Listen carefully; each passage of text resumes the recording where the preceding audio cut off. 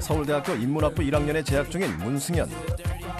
그가 본격적으로 공부를 시작한 건 고1 겨울방학. 이전까지는 공부와는 아주 거리가 먼 학생이었다. 지금 알 거 모를 거 막 다 알고 있고 제 인생에 있어서 제일 친한 친구들 그런 친구들이에요.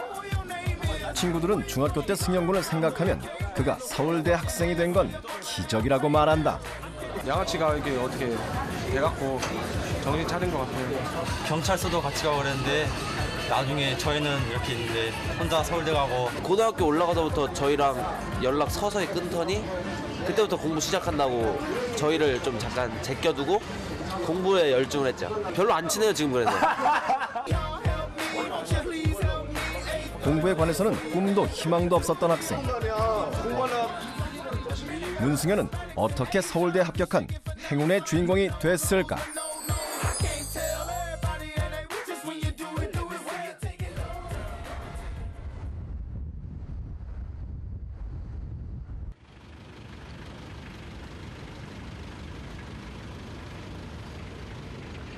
승현군은 지난 여름방학에 이어 이번 겨울방학에도 일주일에 2번씩 그의 모교인 원정고등학교를 찾는다. 후배들을 위한 학습 지도를 위해서다.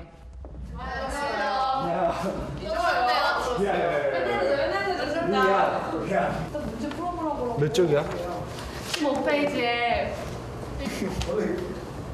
불과 1년 전만 하더라도 지금 후배들이 앉은 자리에서 선배 수업을 듣고 있었는데 어느새 선배의 이름으로 후배들 앞에 서 있는 승현군. 학교 선생님들과 선배들의 도움이 지금의 자신을 있게 했다고 믿는 승현군은 자신이 후배들에게 도움이 되는 일이라면 마다하는 법이 없다. 들어갔으면 A랑 B랑 같을 수 있어. 여기까지 하나? 네. 네. 끝. 와. 본격적으로 예비 고3이 되는 후배들. 수업이 끝나도 질문이 끊이질 않는다. 면접이 어때요? 그러니까 너 기규는 거야, 기규는 그냥 너 자기소개서 쓰는 거 있잖아. 네. 그거에 대해서 완전 물어봐. 그러니까 문제 푸는 건 없다. 근데 그게 좀 난감해. 그러니까 완전 솔직하게 쓰는 게 더 나을 거야. 너 기규는 쓸 거지? 네, 저 사전. 알았어. 그래가지고 잘할 수 있어. 지금 저는 1학년 때 별로 못했다고 생각을 해서 대학교 어떻게 못 갈 것 같아 이런 생각을 했었어요. 근데 저 왜 1학년 때 성적도 그렇게 훌륭하진 않더라고요. 그래서 우와 이러면서 우와 나도 가능성 있나 봐 이런 생각을 하게 되었습니다. 고1 때까지 승현군은 공부에는 전혀 의지가 없었던 학생이었다. 언어, 수리, 외국어 주요 과목이 모두 3등급. 승현군은 왜 공부와 담을 쌓게 된 걸까? 어린 시절에 부모님이 이혼하셔서 그게 남들은 다 부모님이 계신데 저만 없으니까 뭔가 상실감도 있고 집에 있기가 좀 싫었어요. 그래서 집에 있기보다는 친구들이랑 나가서 어울려서 놀고 그러다 보니까 친구들과 노는 게 재밌으니까 공부는 안 하게 되고 학교 생활도 좀 성실하게 하지 못했죠. 그래서 중학교 때는 제가 공부를 열심히 할 수 없었던 것 같아요.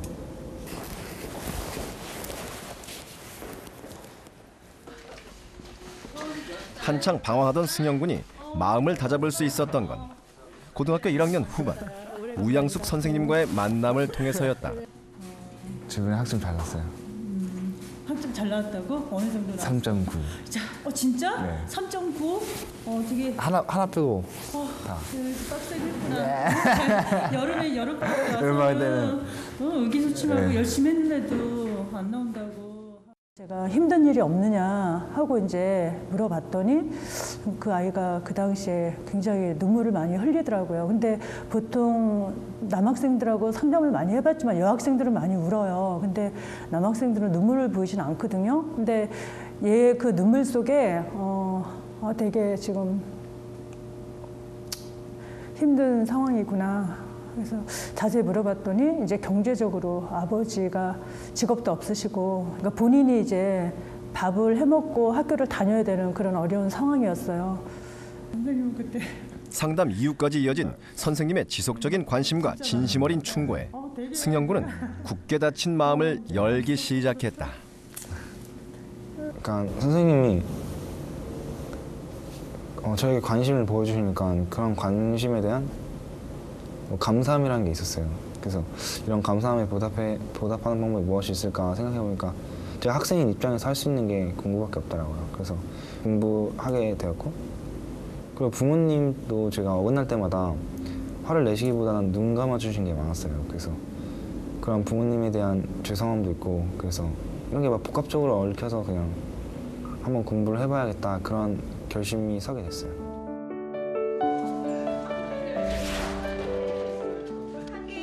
공부를 해야겠다는 마음은 굴뚝 같았지만 몸이 쉽게 따라주지 않았다. 처음에는 수업 시간에 집중하는 것도 힘들었다.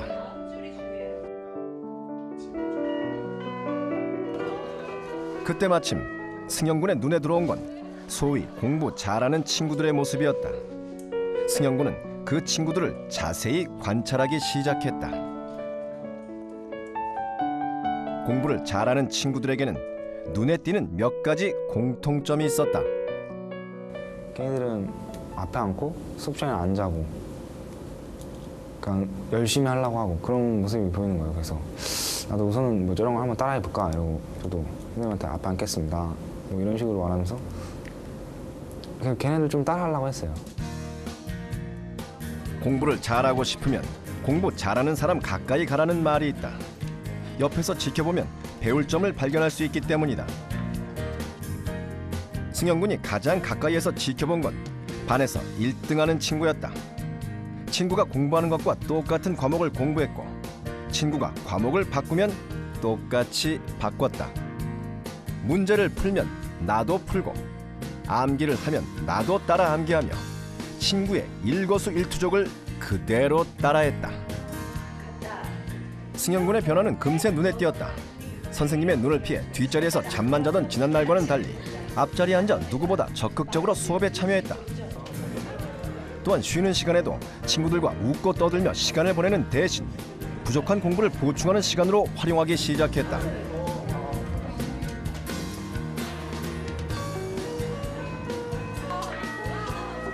승영군이 공부를 시작하면서 절대 허투루 보내지 않은 시간이 있다. 바로 10분의 쉬는 시간. 해야 할 공부는 많은데 공부 시간은 턱없이 부족해 1분 1초가 아까웠던 승영군은 수업이 끝난 직후에 쉬는 시간을 활용하기로 했다. 수업 시간에 필기한 거 위에 새로 다시 한번 색깔펜으로 필기하는 거예요. 그러면 그러니까 2번 써보니까 복습도 되고 암기도 되는데 효과가 있는 것 같아요. 수업이 끝나자마자 곧바로 복습하는 것은 이해도 잘 되고 암기도 잘 되는 일석이조의 효과가 있었다. 승영군은 그날 수업한 내용은 반드시 그날 복습하고 오늘 할 공부를 절대 내일로 미루지 않는 것을 공부 철칙으로 삼았다. 솔직히 말해서 다른 친구들은 기존에 공부했던 그런 양이 있기 때문에 저와 비교해서 절대적인 그런 지식의 축적? 그런 게 차이가 있었어요. 저는 이런 걸 단기간에 따라잡아야 됐기 때문에 최대한 시간을 효율적으로 사용하려고 했죠. 그러니까 뭐 예를 들면 잠을 덜 잔다거나 뭐 쉬는 시간 같은 짜투리 시간을 그러니까 허비하지 않고 공부를 한다거나 뭐 그리고 등하교 시간에도 버스에서 그런 시간에도 공부를 한다거나 이런 식으로 아무튼 최대한 시간을 아껴 쓰려고 노력했어요. 시간을 아끼는 만큼 승영군이 노력을 기울인 건 공부할 때만큼은 최고의 집중력을 발휘하는 것이었다. 공부를 해야겠다고 결심이 선 바로 그 순간이 승영군에게는 공부의 전환점이었을 정도로 승영군은 무서운 속도로 공부에 빠져들었다. 제일 늦게까지 학교에 남아 공부하고도 집에 돌아가 새벽 3시까지 공부하다 잠들 정도로 열심히 공부했다. 부족한 공부량을 채우랴, 졸음을 깨우랴, 공부할 때마다 찾아오는 갖은 유혹을 물리치기 위해 부단한 노력을 기울였다. 무엇보다 공부에 대한 의지를 끊임없이 불태울 수 있었던 건 자신의 의지를 다질 수 있었던 한 문장 때문이었다. 승영군은 이 문장을 보며 자신에게 할 수 있다는 의지를 불어넣곤 했다. 공부하는 데 있어서 중요하다고 생각하는 게 스스로의 의지를 다잡는 거라고 생각해요. 그래서 저는 항상 나는 내 의지대로 된다 이런 글귀를 공부하는 책상에 써놨어요. 그래서 제가 공부하기 힘들거나 뭐 딴 생각이 들 때 나는 내 의지대로 내가 지금 공부해야 되는 상황이니까 나는 공부해야 돼 이런 식으로 다짐하고 스스로 마인드 컨트롤을 하려고 했어요. 그래서 이러한 글귀를 저 책상에 써놓곤 했어요. 주변의 격려와 자신의 의지로 공부에 첫 발을 내딛었고 쉬거나 게으름 피우지 않고 열심히 공부에 매진한 승현군.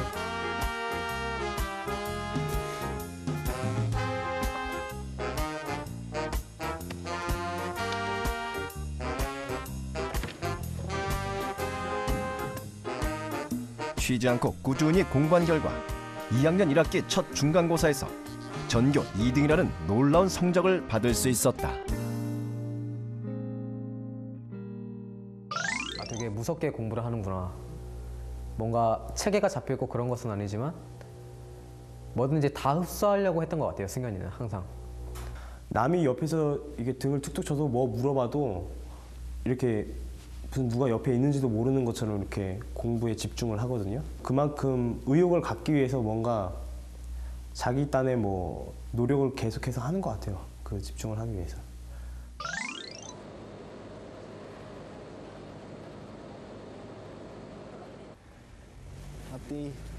오랜만에 과 친구들을 만난 승현군. 그의 친구 홍성은 양은 승현군과 같은 고등학교에서 전교 1등을 놓쳐본 적이 없는 친구였다. 진짜로 이렇게 해서 봐. 승현이 똑똑하고 천재고 완전 좋아. 공부를 해야겠다고 결심한 순간 승현군은 성은 양을 찾아가 함께 서울대에 가자고 엄포를 놓은 적이 있었다. 승현군의 말대로 두 사람은 함께 서울대에 진학해 같은 학부에 재학 중이다. 수학을 아무래도 기초가 이렇게 부족하다 보니까 본인이 수학이 좀 힘들다고 뭐 질문하러 오기도 하고 그랬었거든요. 근데 되게 수학 문제집 같은 것도 많이 풀면 도움이 되잖아요. 근데 얘는 정말로 그냥 한두 번 풀고 많이 푼다고 하는 게 아니라 정말 많이 풀고 그러니까 한 50점씩 막 이렇게 확확 오르고 실제로 그랬어요. 얘가 수학 점수가. 그러니까 얘는 정말 뭐 의지의 공부법이죠. 그러니까.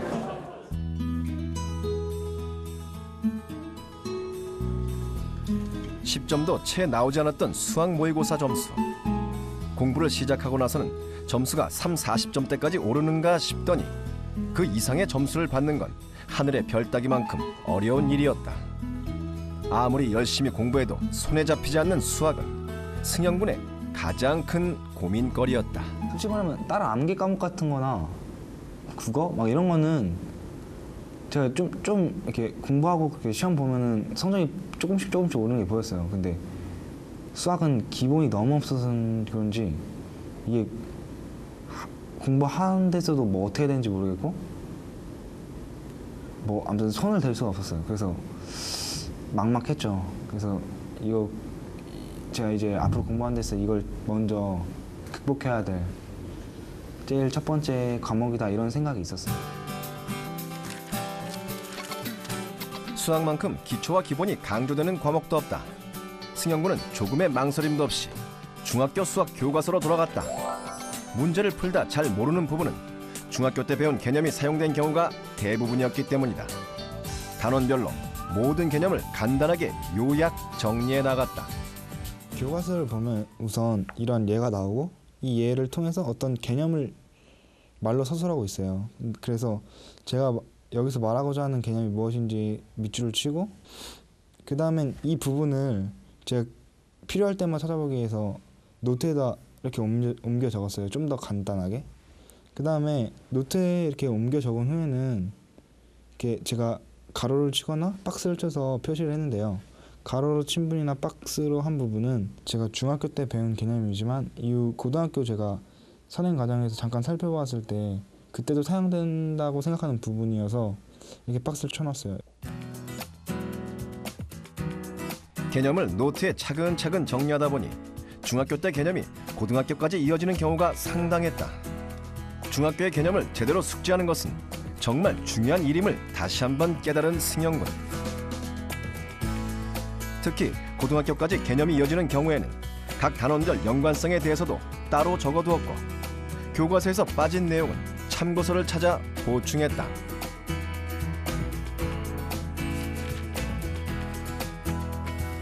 고등학교 1학년 과정까지 중학교 교과서와 똑같은 방법으로 교과서와 참고서를 이용해 정리를 마쳤다.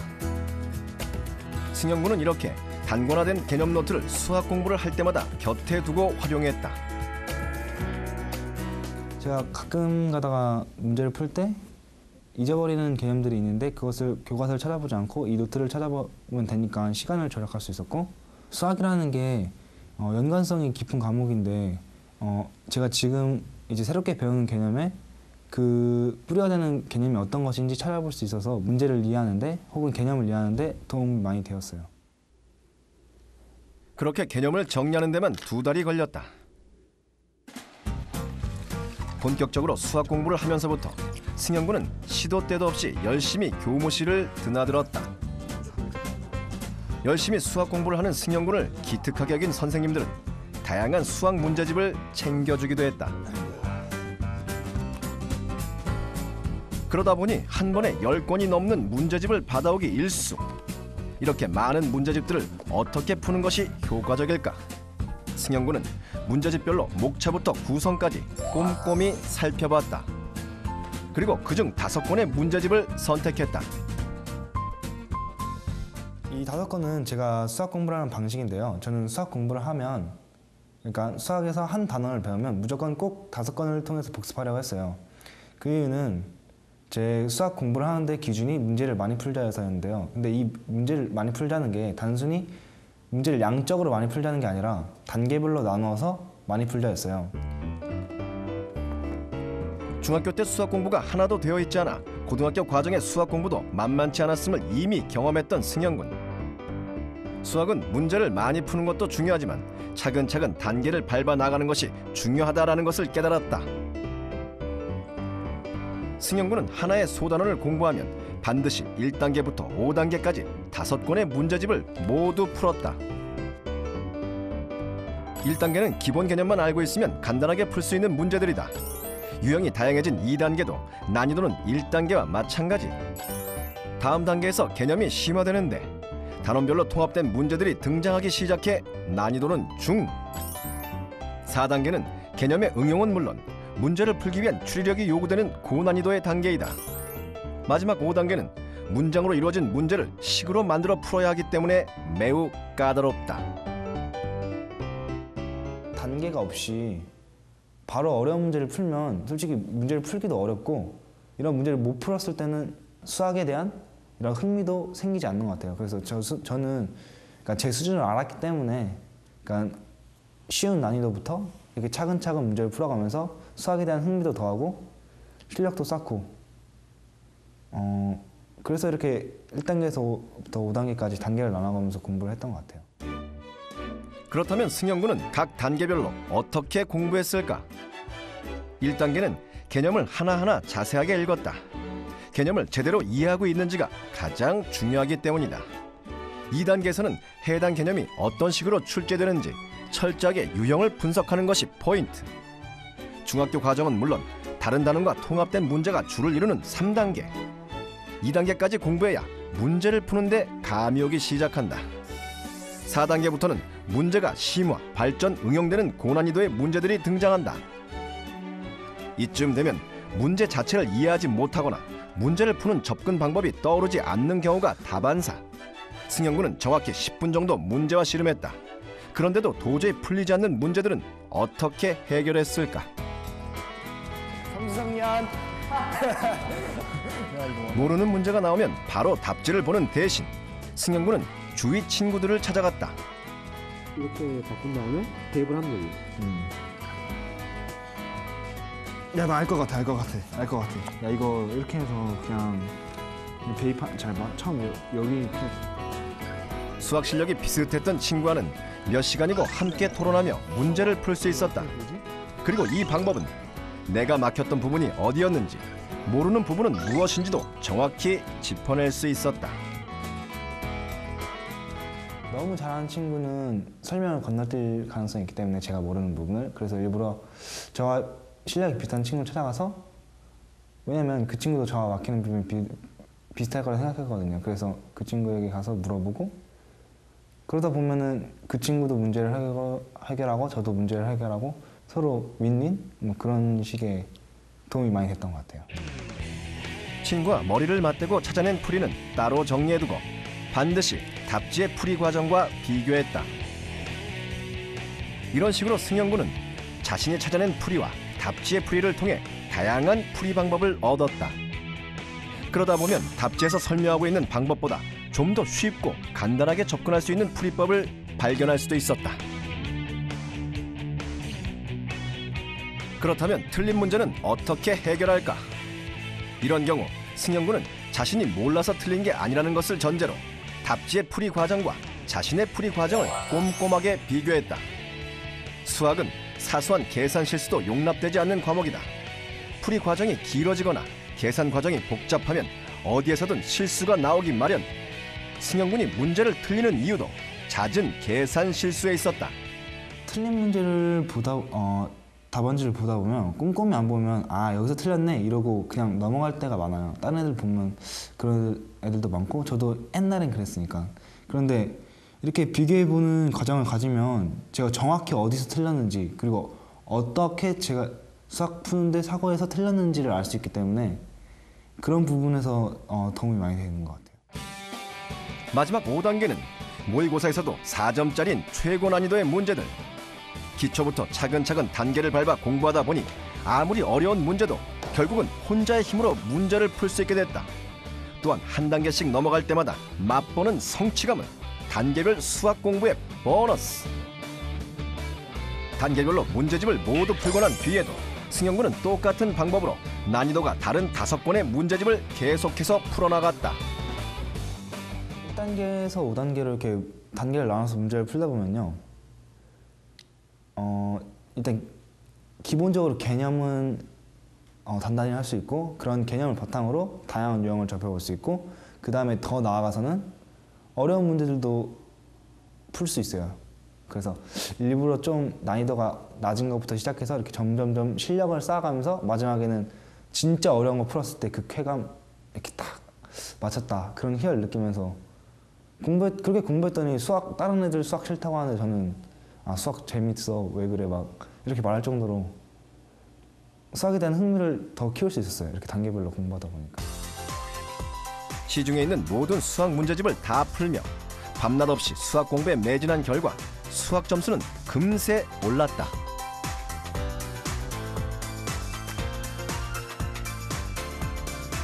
어느새 가장 자신 없었던 과목이었던 수학은 가장 자신 있는 과목이 되어 있었다. 내신 3등급에서 1등급으로 그간의 노력으로 승현 군은 서울대 합격의 주인공이 될 수 있었다. 저도 어안이 벙벙했죠. 어안이 벙벙하고 일단은 너무 기뻐서 소리를 질렀어요. 그다음 바로 승현이한테 전화를 했고 소감이 어때? 이렇게 제가 물어봤죠. 그러니까 어이가 없대요, 지도. 네. 전 지금도 동기들한테 학교 동기나 또는 친한 친구한테 이걸 말하고 다니거든요. 아, 내 친구 중에 굉장히 좀 대단한 놈이 한 명 있다. 가진 거 없이 진짜 맨 땅에서 정말 많은 것을 읽어낸 것으로 보거든요. 말씀하신 것처럼 인간 승리죠, 그 자체가. 갖고 저는 지금도 주변에 되게 자랑을 좀 하는 것 같아요, 승현이에 대해서.